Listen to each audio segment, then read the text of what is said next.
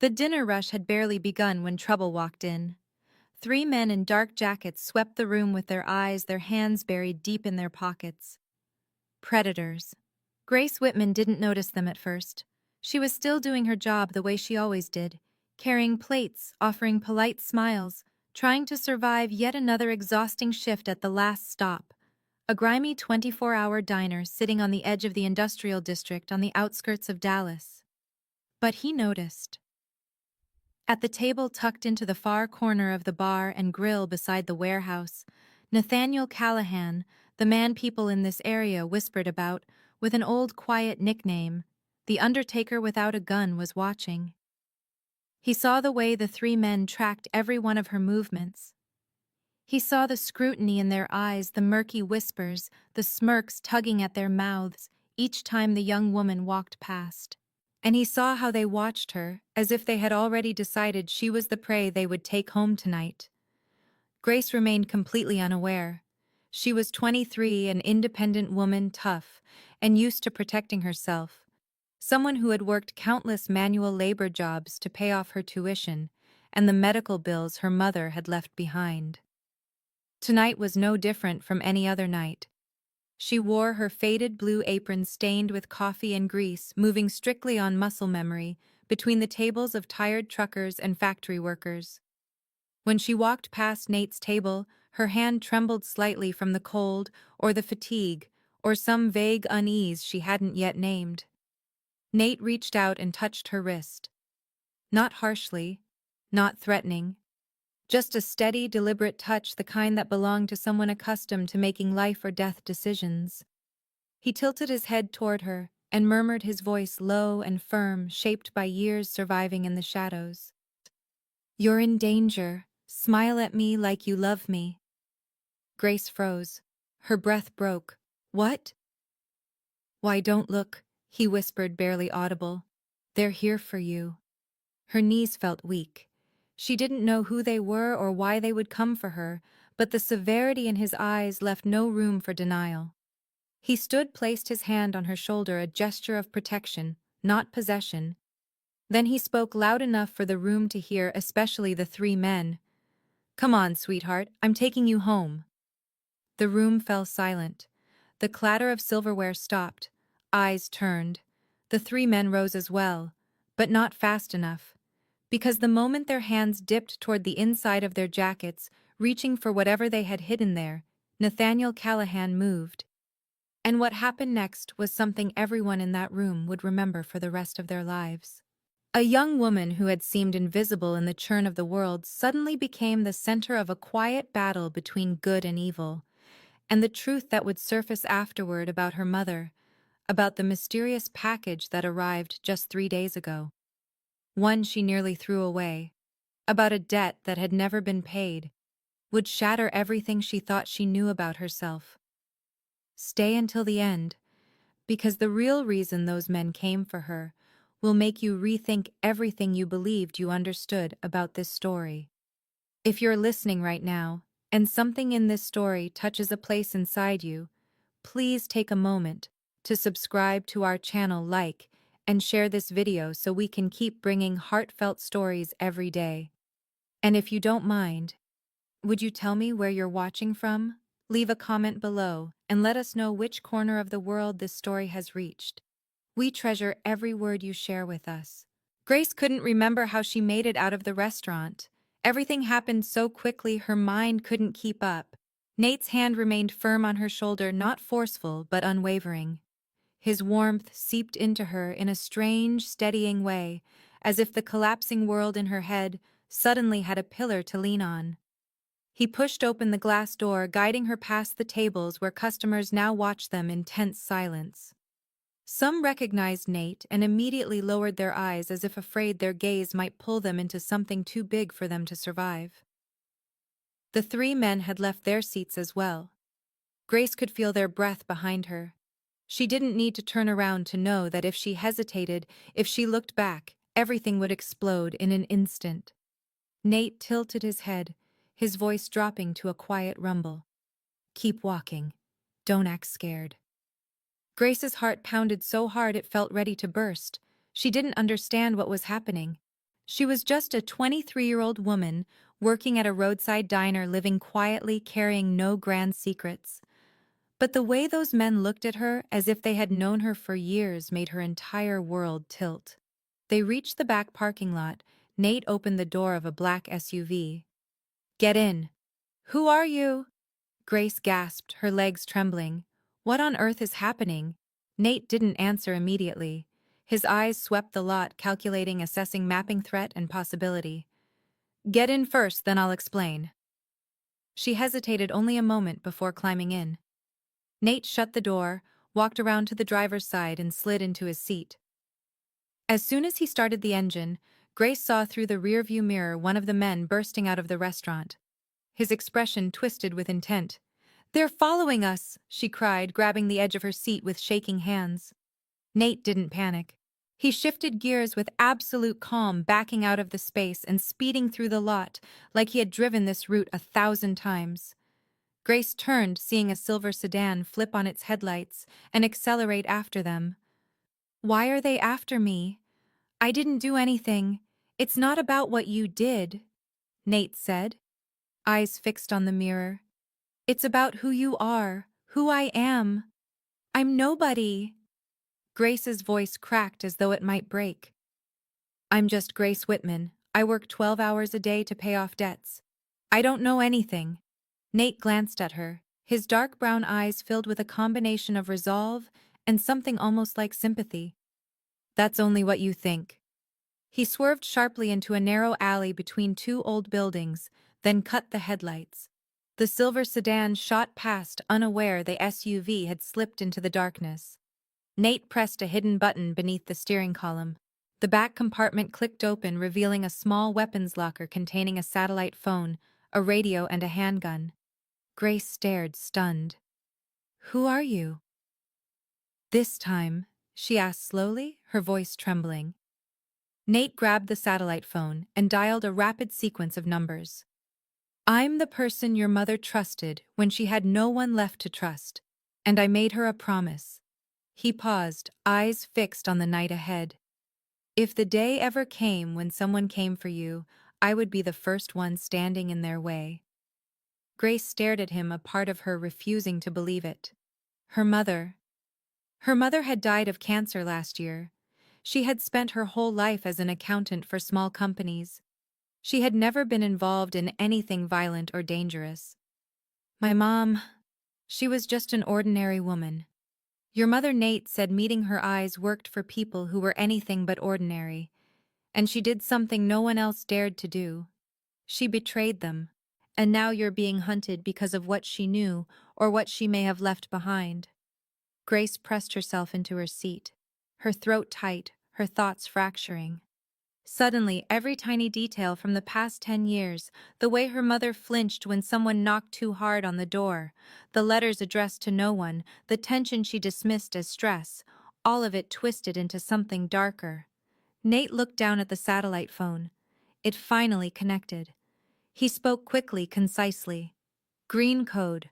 One person. Location 12. Then he turned to her, his voice gentler. "We're going to a safe place now.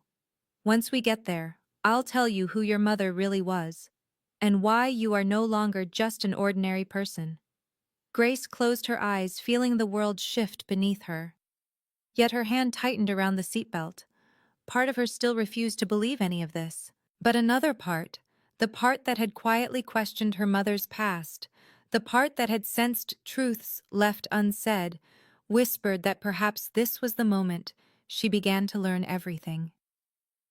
The SUV shot out of the alley and merged into the thin stream of cars, moving toward the southern ring road of Dallas. Nate kept one hand on the wheel, the other gripping a secured internal radio channel. His voice came through short and commanding, directing the team at point 12 to stand ready.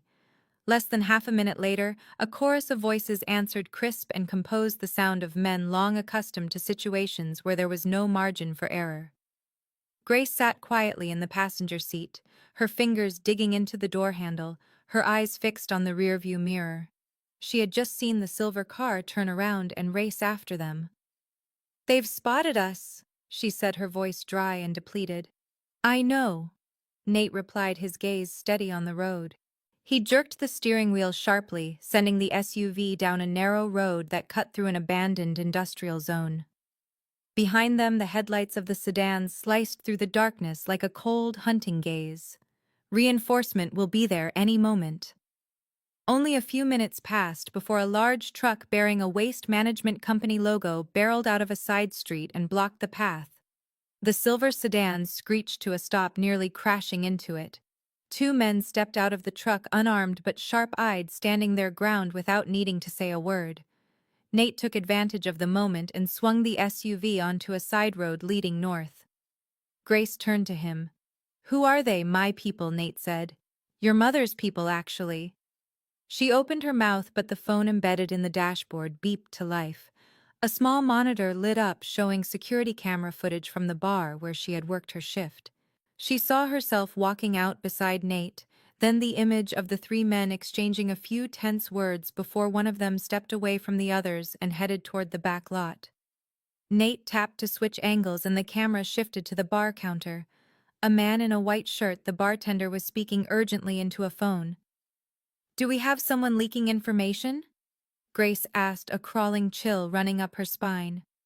"No, he's not calling outside. He's calling Marco, the owner. Marco works for me." Nate switched to the GPS display where three red dots marked the pursuers moving in the opposite direction. "They're being held off in the eastern sector, but only temporarily. They'll circle back." He shut off the screen, then glanced at Grace. For the first time since they had fled the restaurant, fatigue flickered in his eyes. "Are you holding up?" Grace was silent for a few seconds, then gave a small nod. "I don't know, but I'm not falling apart." Nate allowed himself the hint of a smile, a quiet acknowledgement of her resilience. They reached an old tunnel road that led into a derelict underground parking structure. A man stood waiting at the gate, tall, broad-shouldered, wearing a leather jacket and dark glasses. He lifted the metal grate as soon as the SUV approached.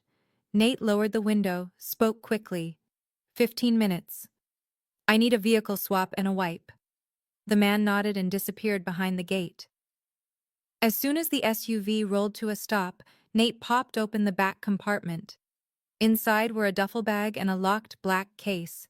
He pulled out two different jackets, a baseball cap, and a pair of dark glasses. "Put these on. They won't find us if we move like shadows." Grace changed in the car, her movements stiff but determined. She was beginning to understand that this wasn't a nightmare. It was another world entirely, one her life had just crossed into without warning. When they emerged from the underground lot in a different vehicle, different color, different plates, driven by one of Nate's men, night had fallen fully. Streetlights smeared across the windows, carving thin blades of brightness over Grace's face. She didn't speak again until they had left the city center and merged onto the highway stretching toward the quiet outskirts. "I still don't know your real name," she said softly, as if speaking more to herself than to him. "Nathaniel Callahan," he answered, eyes locked on the road. "But everyone calls me Nate." Grace nodded slightly, as though hearing his name made everything more solid. "Then Nate," she said, turning to him with a look that was no longer fear, but a wavering kind of resolve. "I want to know why my mother spent her whole life in fear, and why I'm next." Nate didn't respond right away.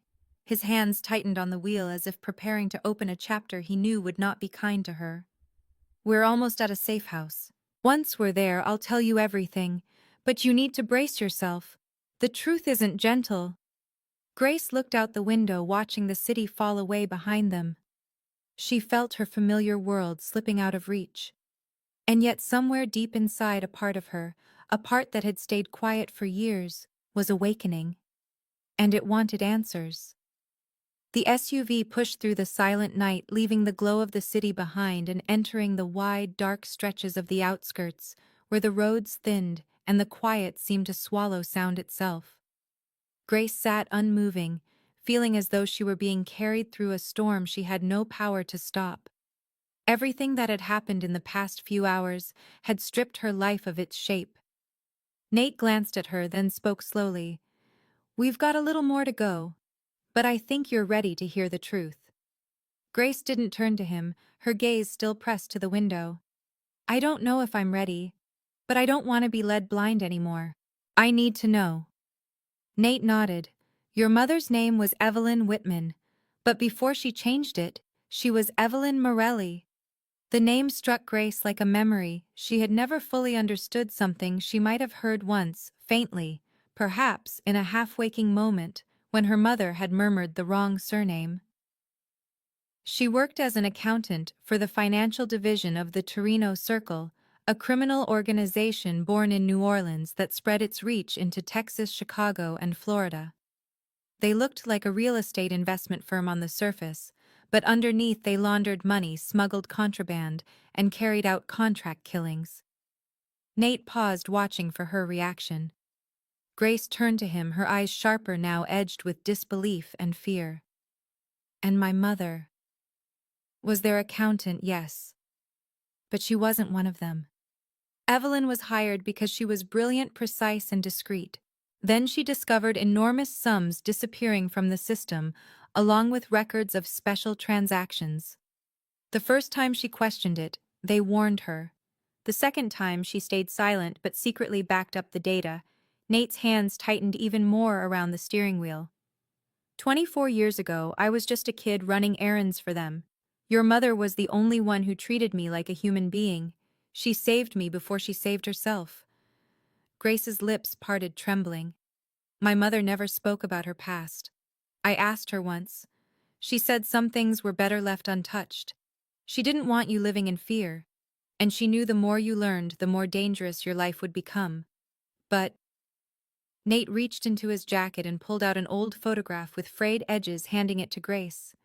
It showed her mother, younger by 2 decades, standing beside a hard-faced man with a tattoo on his wrist, the mark of the Torino Circle. This man is Salvatore Torino, cousin to the head of the organization. He loved your mother once, and he was the one who signed the order to have her killed when he discovered her betrayal. Grace stared at the picture, her mind spinning. She saw her mother again in those last years, double-checking locks, refusing to use her real name, with doctors visiting different clinics, never accepting packages at home. And you, she whispered, her voice tight. Why were you the one to save me? Why not the police? Nate didn't look away from her. Because I owed your mother. She didn't just help me finish my assignment. She saved my life during an internal purge. She warned me 2 hours before a strike team was sent to remove the traitor. I left 15 minutes before the entire place burned. He paused, his voice quieter. And I swore that if she didn't make it, I would protect whoever she left behind. Grace fell back against the seat, her eyes closing, not from exhaustion, but from the crushing weight of everything she had just learned. You're telling me all those years my mother lived like a ghost. It was to hide me from this. Not only to hide you, Nate said softly, but to give you a chance at a life untouched by that darkness. He turned down a dirt road leading into the woods. Ahead, a faint porch light glowed from a small cabin nestled beneath heavy branches. We're here. You can rest. Tomorrow we'll talk about the package. Grace said nothing. She held the photograph tightly, staring at the face of the mother she thought she understood. The woman who had lived a life of fear, not because she was guilty, but because she had stood on the right side of a world ruled by wrong. And now that choice was no longer hers alone. It was passing to Grace. The next morning, sunlight seeped through the thin curtains and spilled across the small bedroom inside the cabin, hidden in the woods, waking Grace from a restless sleep. It took her a few seconds to understand where she was, and then everything from the night before came crashing back through her chest like a rising flood. She sat up still, wearing the same clothes she had worn the day before, her mind heavy, yet her body strangely lighter, as if the bitter truth itself had freed her from the mask of an ordinary life. Nate was already in the small kitchen, holding a mug of hot coffee and staring out the window at the distant line of pines. When he saw her step out, he stood, poured a second cup, and set it in front of her without a word. She sat across from him, wrapped her hands around the cup as if trying to ground herself. For a few minutes they sat in silence, the only sound the wind moving through the trees, and the faint calls of forest birds like the fading soundtrack of a dream dissolving in daylight. Then Grace finally spoke. "You said yesterday my mother might have left something for me." Nate nodded. "It wasn't mailed by her directly. It was a dead man's switch. Your mother left a sealed package with a private law firm in Chicago years ago, with strict instructions if she didn't check in annually, or if a death certificate was filed, the package was to be mailed to your workplace exactly 1 year after her passing. That date was 2 weeks ago. It was addressed to you at the diner." Grace froze. Her eyes went wide. "The diner? Wait, 3 days ago." She stood up, pacing nervously. "The receptionist handed me a thick envelope on Tuesday. It was wrapped in brown paper, no return address. I thought it was just the new employee handbook they promised to send, or maybe junk mail. I was double shifting. I was so tired I just tossed it into the bottom of my locker without even opening it." Her heart began to pound. "I think I know where it is. But if I figured it out, then they will too. They may already be there." Nate watched her closely, calculation tightening his expression. "Not yet. If they knew, they wouldn't have shown up so chaotically last night. They're still hunting the person, not the evidence. But we're running out of time." Grace stood and paced the small kitchen, trying to absorb everything. "If the package is still there, then I have to get it. I can't let anyone touch what my mother risked her life to send." Nate set his cup down, his voice dropping in warning. "That means going back to the place where they looked for you." "I know," Grace said, meeting his eyes without flinching. "But I'm not running anymore." Nate nodded slowly, then opened the locked case under the table. He pulled out a simple floor plan of the distribution center where Grace worked. He pointed to the back section where the locker room pressed against the outer wall. "The rear entrance is still our safest route. We'll go when it's not busy. I have someone ready to scramble the cameras for 10 minutes. The rest is up to you." Grace nodded with quiet resolve. Returning meant danger, but survival meant moving forward, not hiding. When their vehicle reached the back lot of the diner in the late afternoon, Nate stopped in the shadows behind the kitchen entrance where the dumpsters blocked the view from the main road. They didn't enter through the main door, but used a side passage through an unused storage area. Grace led the way. Her hand trembled slightly as she slipped the key into her old locker. The metal door creaked open, revealing a space cluttered with old aprons and work boots. Her heart hammered against her ribs as she dug through the pile. There, wedged under her spare uniform, was the brown package. Dust had already settled on it, innocent, unassuming, yet it held the weight of her entire life. Nate signaled to move. They made it back to the car without trouble, but as they turned out of the lot, an old blue pickup appeared at the end of the road. Grace glanced at the mirror and gasped. One of the men from the night before was sitting inside, his eyes locked with hers, and this time he smiled. Nate accelerated sharply, cutting into a narrow side street. "They know," Grace whispered, her hand gripping the package deep in her pocket. "Now they know I have it." Nate didn't look at her, but his voice was steel.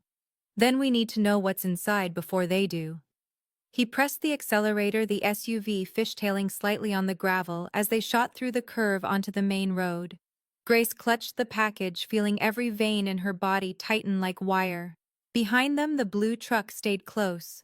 No blaring horn, no roaring engine, but the look the driver had given her in the mirror was enough to set every instinct screaming. Nate said nothing. He shifted gears, turning down a construction road full of deep potholes where the vehicle jolted violently. Grace heard nothing but the engine, the wind slamming the windows, and her own heartbeat hammering against her ribs. She didn't dare look back, but Nate's movements told her the truck hadn't dropped off.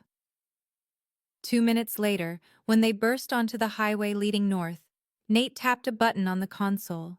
His voice came through the internal channel, clipped and urgent. "Red code. Being tailed.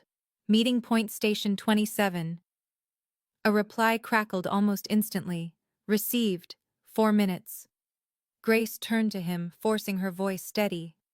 "What is Station 27A transfer point?" he answered, eyes locked forward. "An old rest stop that's shut down. It has an underground exit and a garage. If we reach it in time, we can switch vehicles and disappear. And if we don't?" Nate gave her a quick glance, his voice unchanged. "Then you run. And you don't look back." Grace gripped the package even tighter. "No, I'm not running. Not this time." The road ahead split into three directions. Nate veered down the route leading into an abandoned industrial section, the SUV dropping sharply down a slope. The headlights behind them shifted too, following. Grace spotted another car joining from across street. They were no longer shadowing her, they were hunting openly. A black sedan slid across the road ahead of them, blocking the path. Nate braked hard, spun the wheel, the SUV skidding sideways nearly 45 degrees before he floored it in the opposite direction. Behind them, the other two cars surged forward. They were trapped. The front window of the black sedan lowered, and Grace saw the man who had sat near the window at the bar that first night. His hands were raised as if in surrender, but the gun resting on his lap told a different truth. Nate murmured, "Hold on, don't ask." He pressed another button. A sharp beep sounded. A split second later, an explosion thundered behind them, smoke billowing from a side alley as one of the pursuing cars vanished into the blast. Nate slammed the gas and shot through the gap. Grace felt the SUV lift for an instant as they bounced over a concrete ridge, then crashed back onto the asphalt. She lurched forward, held in place by the seatbelt. Her heart pounded, but she didn't scream. There was no time for terror.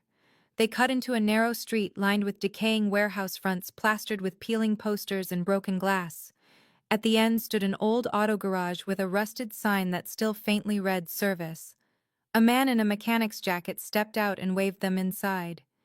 Nate drove in. The gate slid closed behind them, sealing off the sounds outside. As soon as they stopped, Grace stepped out, still clutching the package, like it was the single thing anchoring her to the truth behind all the chaos. The mechanic spoke. Through the back door. "New cars ready." Nate thanked him, grabbed Grace's hand, and led her through a metal door into an underground passage. As they walked, dim lights flicked on with each step. Grace looked back once at the battered SUV they were abandoning. She didn't know when she had changed, but she knew that stepping beyond that doorway meant she was no longer the Grace she had been 24 hours earlier. And the road ahead had only just begun. The passage opened into a small wooden cabin tucked deep within a sparse forest, more than an hour from the city. There was no address, no mailbox, no phone signal, just silence folded around the place like a protective shell. Nate sealed the door with 3 locks, turned off the hallway lights, and led her inside. The interior was simple but orderly, with generator-powered electricity, a bedroom and office with a non-networked computer, and a few shelves of worn books. Grace sat package still in hand. Nate brewed tea and set it before her, then sat across from her.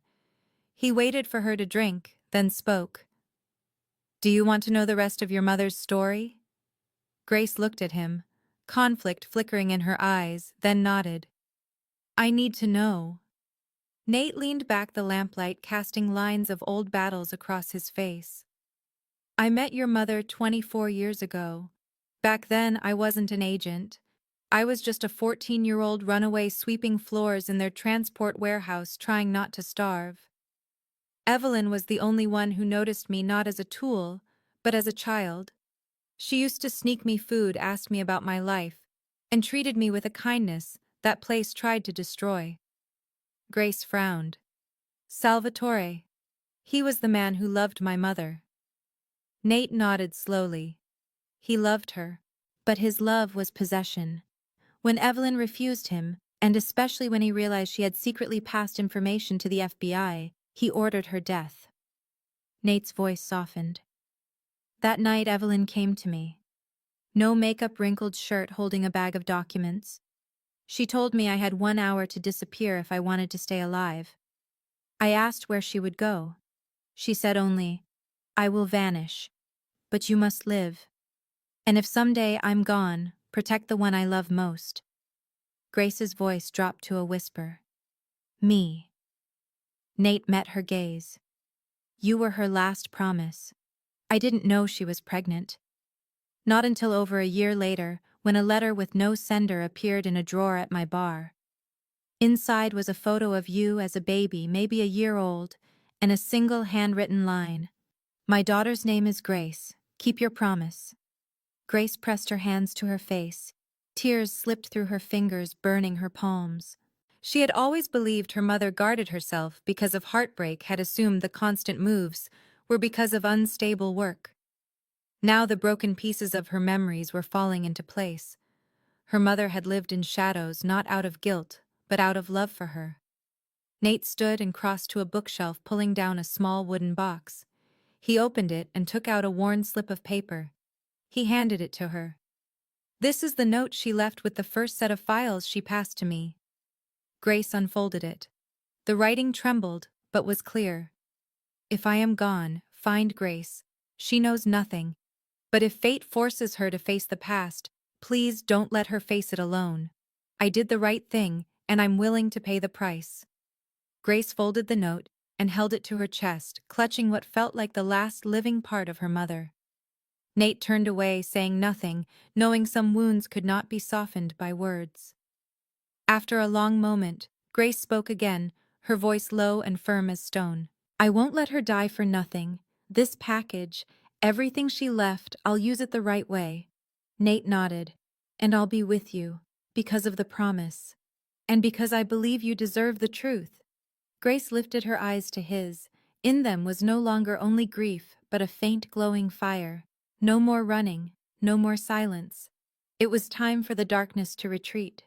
Late into the night, the wooden cabin lay wrapped in silence, lit only by the faint glow spilling from the small office where Nate was sorting through the documents inside the package, while Grace sat quietly by the window, her eyes fixed on the darkness beyond the trees, as if listening to every whisper of wind brushing through the branches. Inside her was a strange sort of calm, as though her grief had hardened into a layer of cold stone, and all that remained was a resolve no one could shake. But peace was never meant to last for people like her. When the motion sensor light along the side path flickered once, Nate lifted his head. When it flickered a second time off, then on again, he rose instantly. There was no wind, no animals. The heat sensor never lied. He crossed to Grace, placed a hand on her shoulder, his voice low and sharp enough to cut. Someone's here. She didn't ask who. She didn't need to.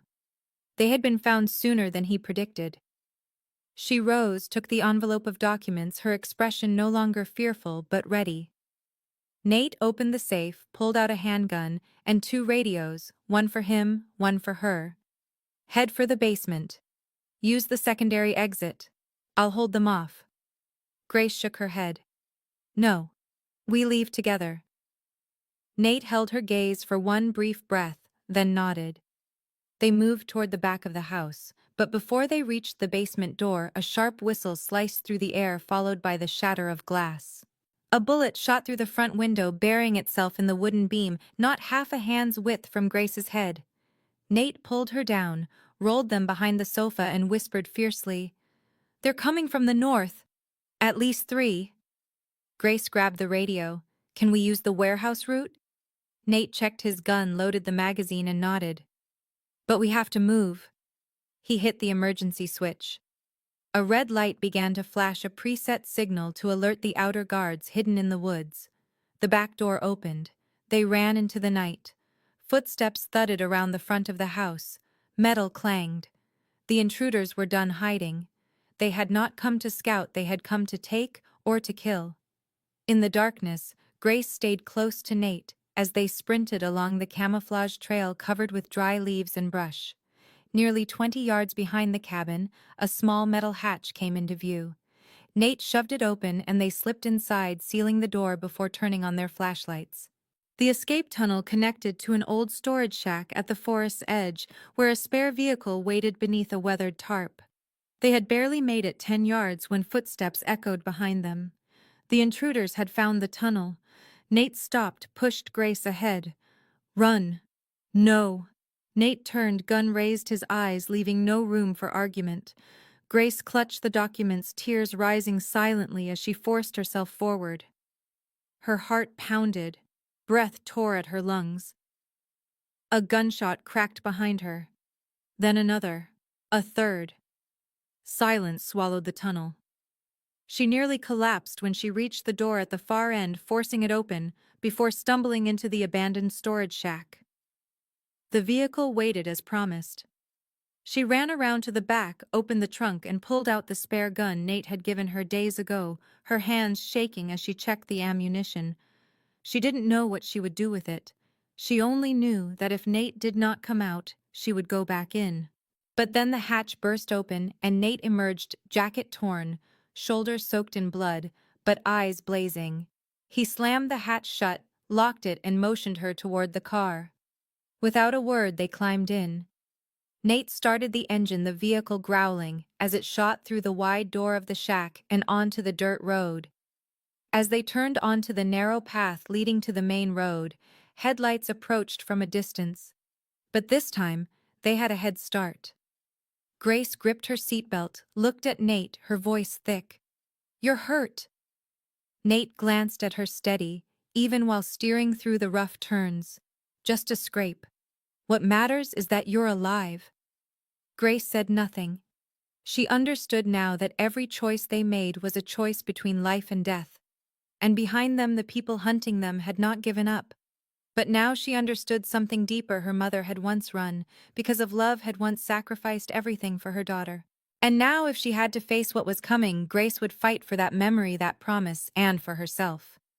The vehicle rolled into an underground garage beneath an old apartment building on the western side of the city, a place with no security cameras, no guards, and no questions. Nate cut the engine and exhaled a long, strained breath, the dried blood on his shoulder, dark and cracked, his face taut as wire. Grace stepped out of the car, still clutching the package tightly, as if letting go for 1 second might erase everything. The temporary apartment lay on the second floor, nearly empty, except for a wooden table, 2 metal chairs, and a thin mattress on the floor. Grace placed the package on the table and took a long breath, as though preparing to open a doorway into another world. Nate sat across from her and nodded. "When you're ready." She bit her lip and peeled the wrapping open. Inside was an old metal box without a lock, sealed only with a piece of paper tape. Written on that tape was a familiar hand that made her throat tighten. "Open only when necessary. You will know when the time comes." Grace removed the tape and lifted the lid. A faint smell of age rose from within, not quite paper, not quite metal, but something buried for decades. Inside lay a leather notebook, a small memory card, several yellowed black and white photographs, and a sealed, thick envelope. She lifted the letter, hands trembling, and opened it. Her mother's voice came alive in every stroke of ink. "My daughter, if you are reading this, then I am no longer with you. I am sorry for the secrets, for not telling you the truth about your father, about the life I once lived. Everything I did was so you could grow up in peace, free to choose your own path." Silent tears streamed down Grace's face as she read on.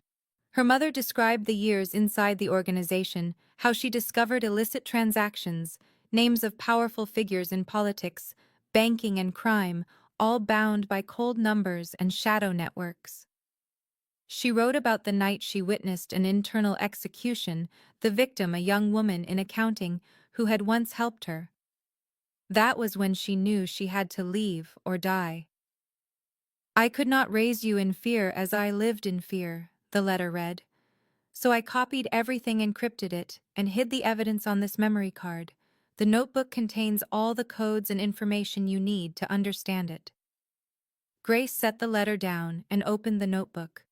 The pages were dense with writing, drawn-out maps of accounts, coded notes, names and numbers stitched together in a web. Nate inserted the memory card into his offline laptop and opened each file.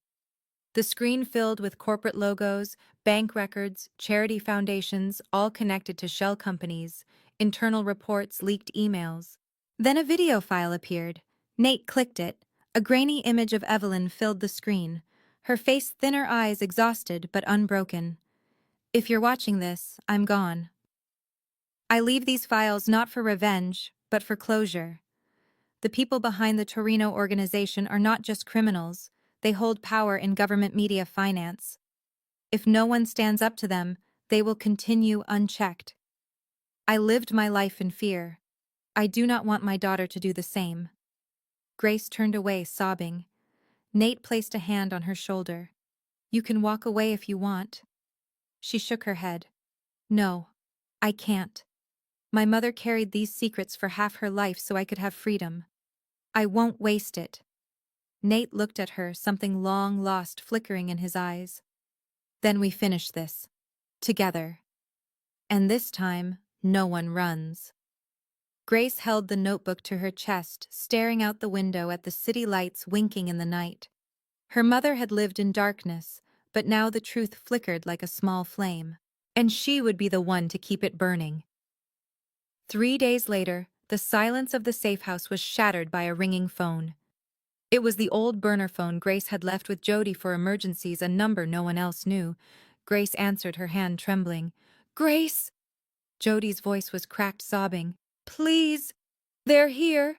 They said if you don't come back to the diner in 1 hour, they're going to kill me! The line went dead. Grace stood up, her face pale but her eyes hard. It's a trap, Nate said, checking his weapon. They're using her to flush you out. I know, Grace replied, grabbing her coat. But she's innocent. I dragged her into this. I won't let her die for me. Nate stared at her, seeing not a victim but a fighter. Then we go in on our terms, but you stay behind me. They arrived at the diner's back alley under the cover of rain. It looked deserted.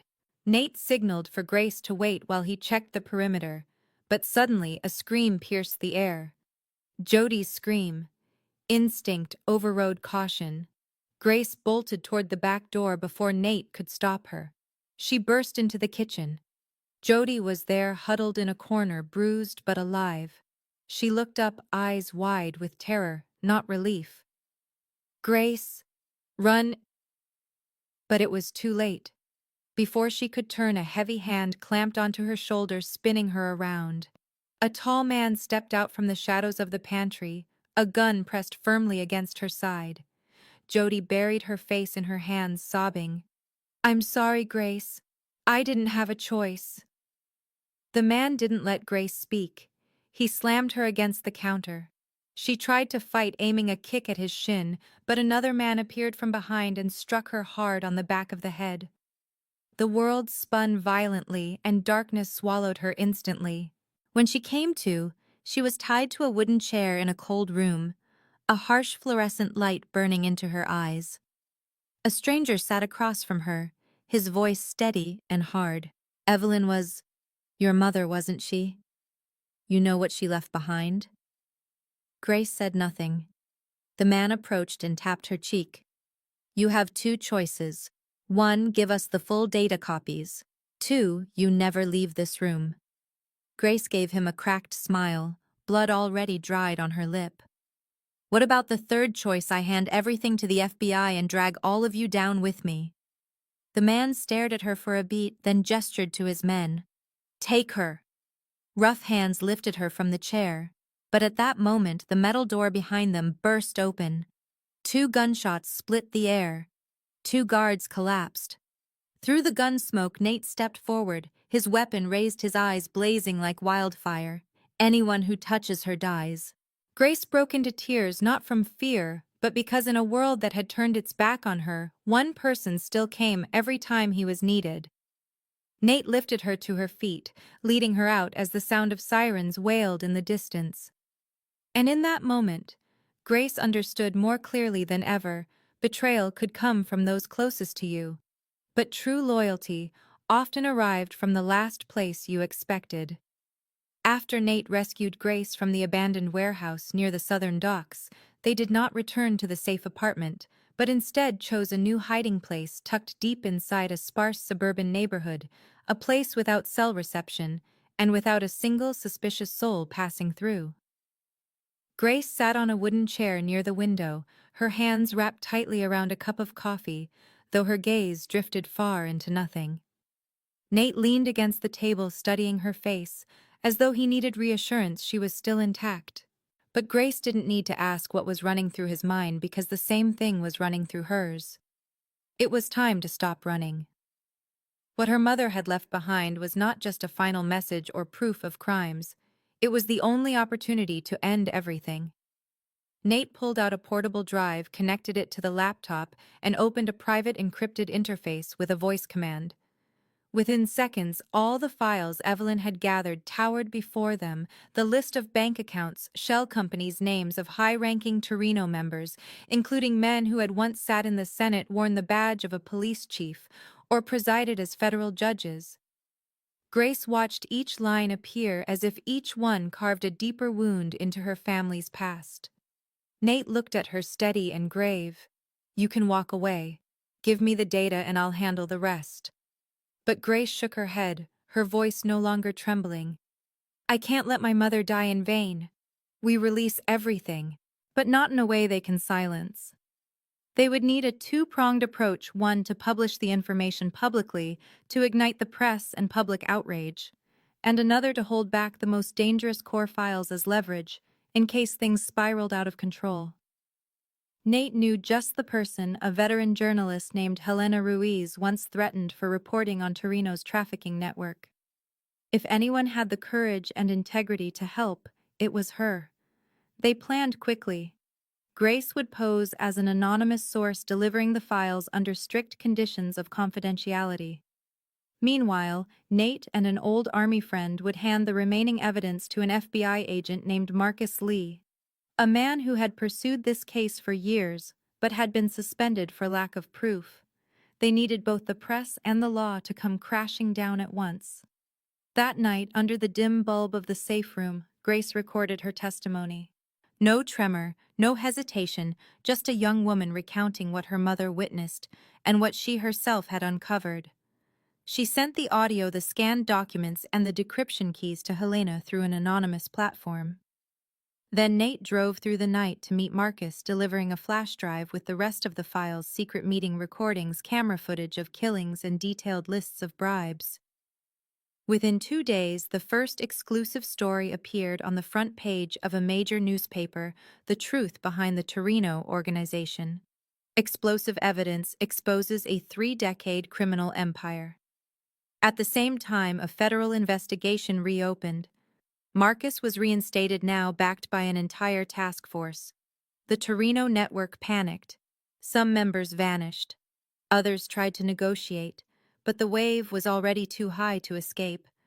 Grace sat before the TV watching as faces she had only known through her mother's whispered fears were dragged into the light. Nate stepped in and placed a hand on her shoulder. "Tomorrow night we force them to surface. I arranged a meeting at the old dock, a fake final exchange for the remaining data."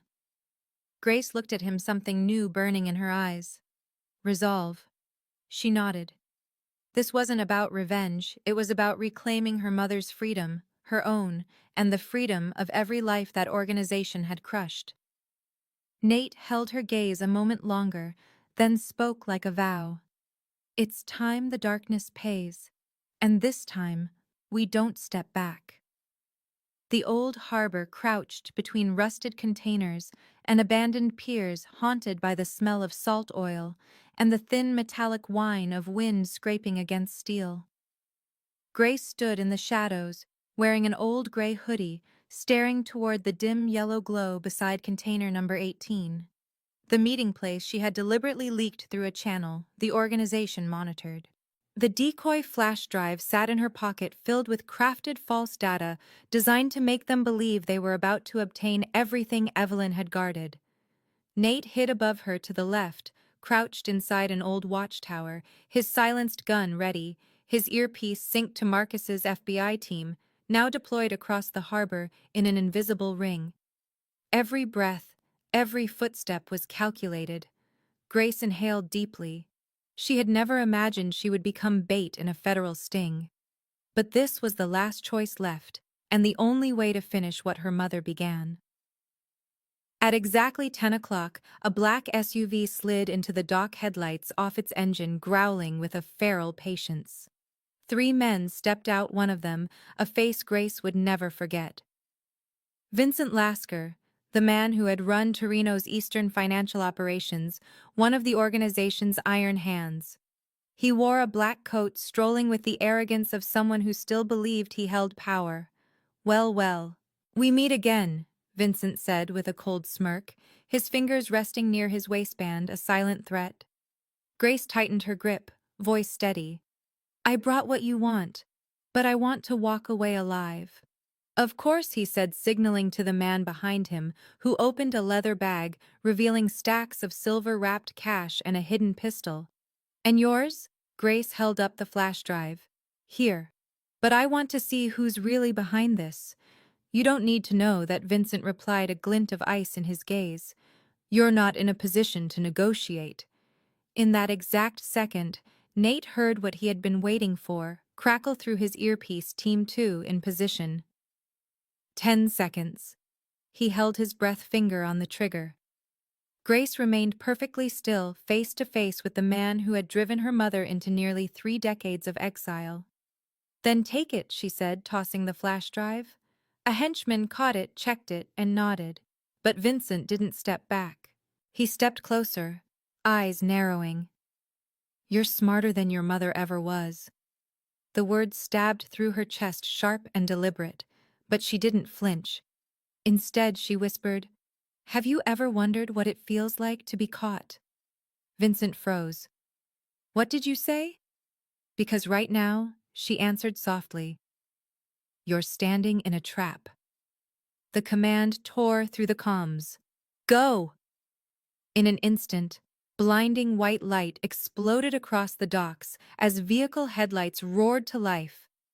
FBI teams swept in from all directions, shouting orders as non-lethal rounds struck Vincent and his men, sending them collapsing onto the concrete.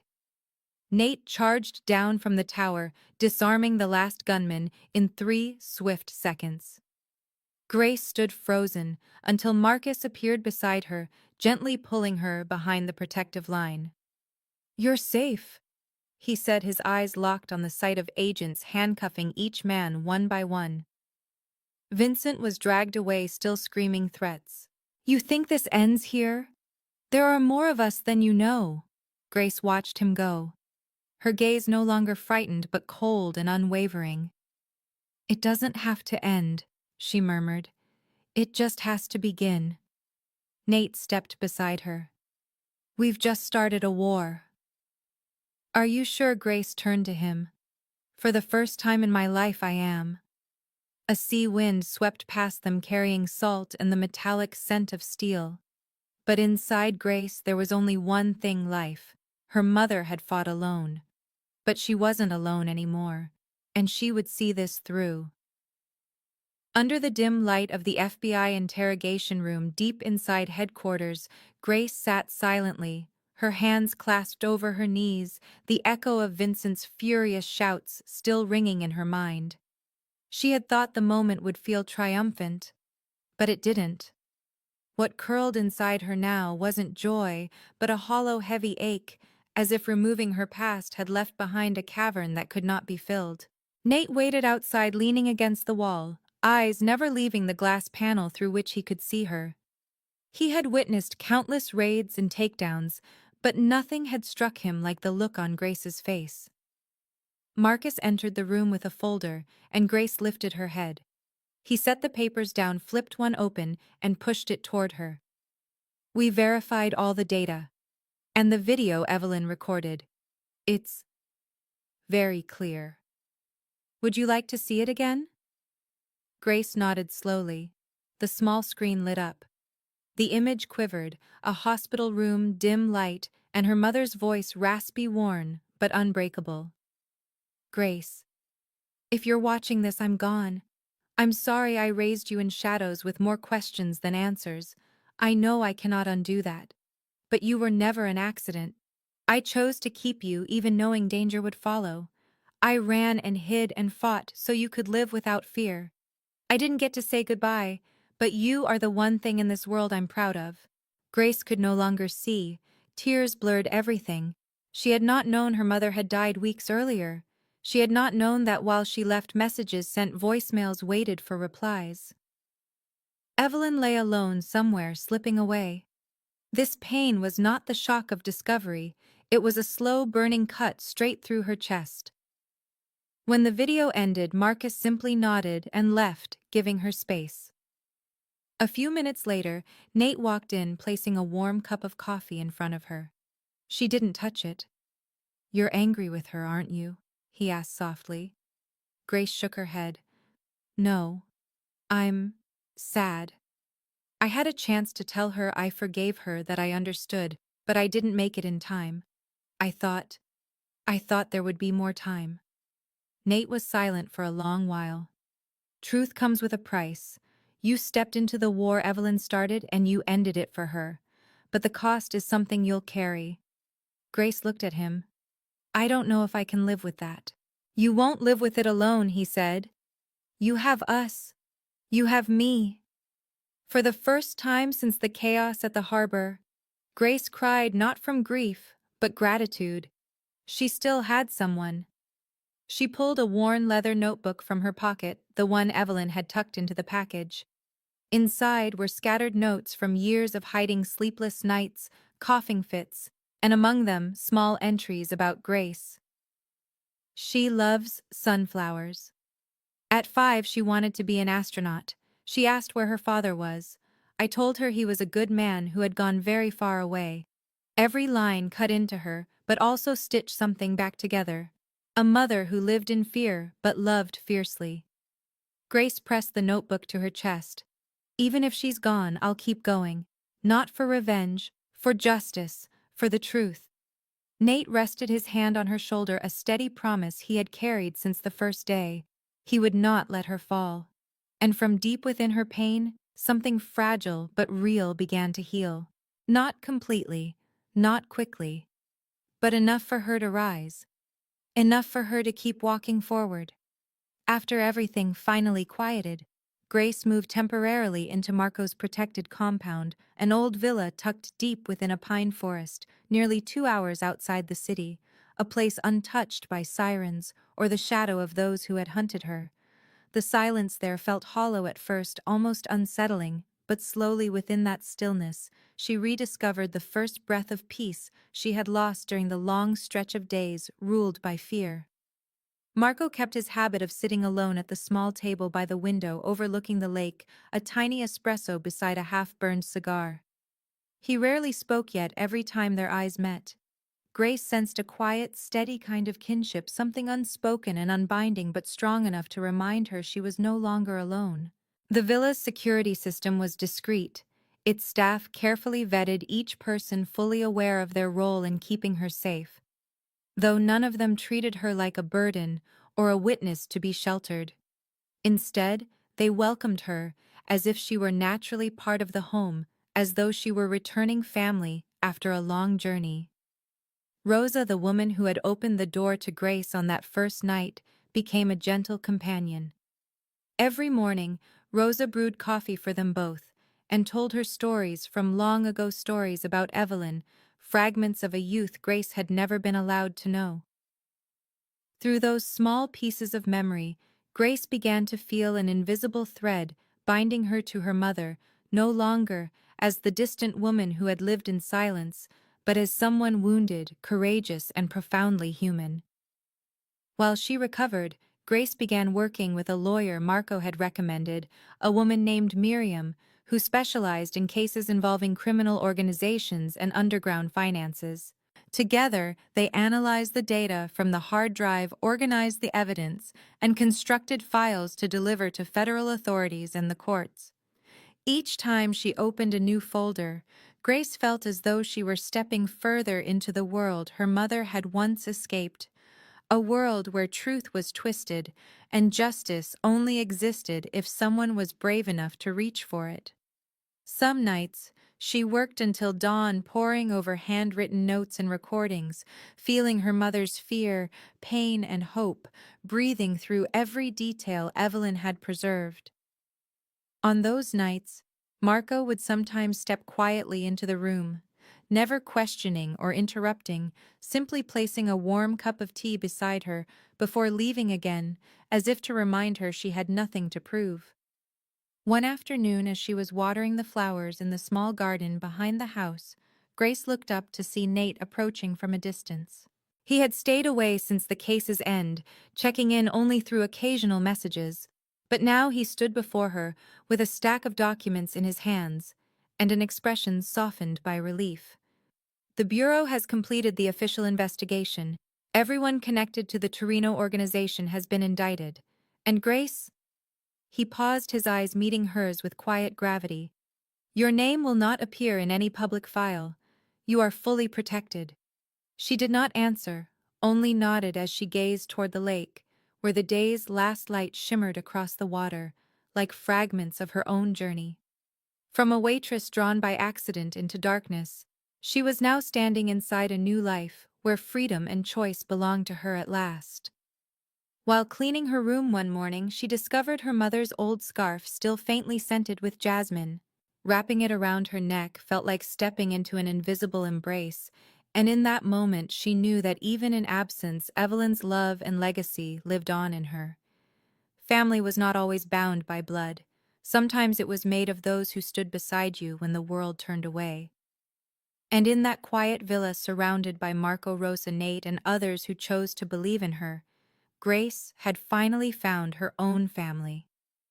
6 months later, on an early morning in March, the first soft light of spring filtered through dew-laden branches and fell upon the brown-tiled roof of a brick building nestled on a quiet suburban corner at the northern edge of the city. The sign hanging at the gate read, New Dawn Foundation, in graceful, steady lettering, with a smaller line beneath it, a place where every woman can begin again. Grace stood by the front window holding a steaming cup of coffee, watching two women enter the counseling room with a little girl of about 4. A year earlier, she would never have imagined leaving her job as a waitress to sit here running a nonprofit dedicated to helping women who had survived violence, oppression, or even the grasp of organized crime. The office contained only 3 small rooms, a reception area, and a simple kitchen, but it was warm and alive with humanity. Every week, they assisted 12 to 15 cases, offering legal support, temporary housing, and skill training connections. Grace did not do this alone.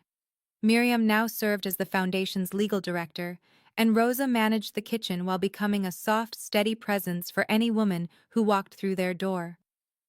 Every few weeks, Marco appeared quietly, slipping a thick envelope into the reception drawer, never saying how much was inside, only murmuring, "Let me know if the family needs anything." To him, Grace was no longer just Evelyn's daughter. She was part of what he considered worth protecting.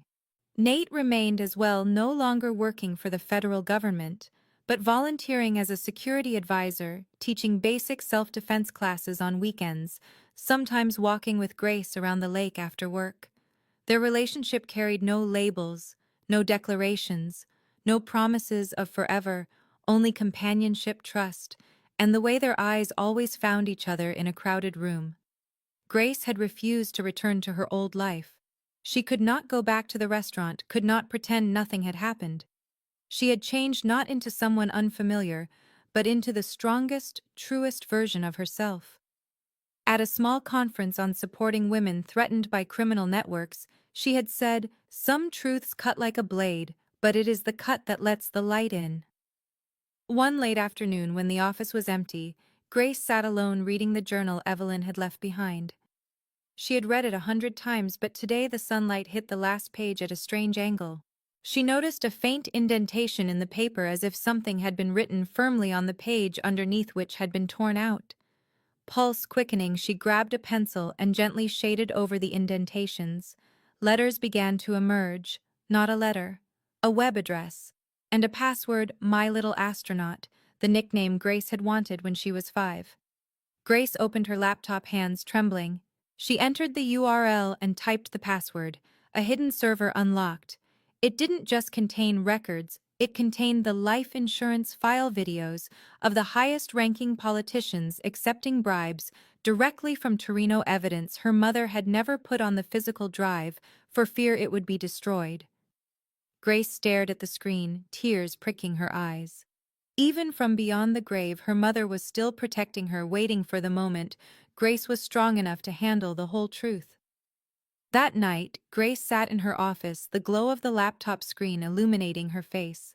Nate arrived late, stepping quietly into the room. He looked at the screen, then at the journal lying open with the shaded letters, and understood immediately. "This is the end of them," Nate said softly. Grace nodded. "I want to forgive," she whispered. "But I cannot let silence cover their crimes." She opened a secure encrypted email service. She attached the server link and the decryption keys. One copy to the federal special prosecutor, one to the major press outlets, and one copy she saved to a private offline drive. "Send," she murmured, and pressed the key. Grace turned toward the window. Night had fallen completely, yet she no longer feared the dark. She finally understood that her mother hadn't just left her a legacy of danger. She had left her the tools to survive it. The little astronaut had finally reached the stars, not by flying away, but by standing her ground. Sometimes the final debt is not meant to be collected, but to be laid to rest. And forgiveness, the truest kind, is found in facing the truth, even when it makes the heart bleed. The story of Grace and her mother is a reminder to all of us that sometimes to protect the people we love, we must carry secrets into the deepest corners of ourselves. But truth always finds a way out, even after 20 years, even when it costs everything. If you have stayed with us until this moment, we truly thank you. Today's story is not just a tense narrative, but a deeply human journey about sacrifice, about courage, and about choosing what is right, even when the heart is covered in scars. How does this story make you feel? Does it remind you of someone you know, or a chapter from your own life? Please share your thoughts in the comments below so we can listen to your heart and continue bringing meaningful stories to you. Do not forget to subscribe, like, and share this video with anyone who might need to hear it.